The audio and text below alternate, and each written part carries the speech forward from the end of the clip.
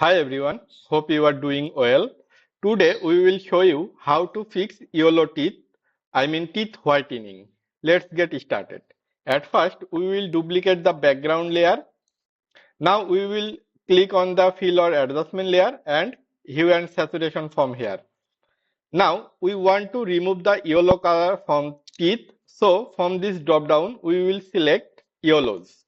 Now we will take the saturation from 0 to -100 and lightness 0 to +100.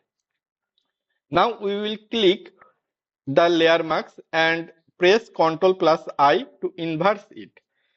Now we will select the brush tool and make sure your foreground color is selected to white. Now rub the brush on the teeth.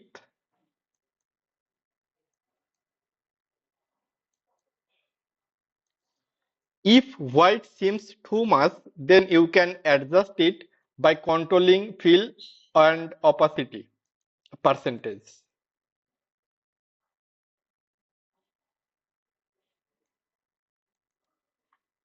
Now you can see it looks better. This is the after view and this is the before view.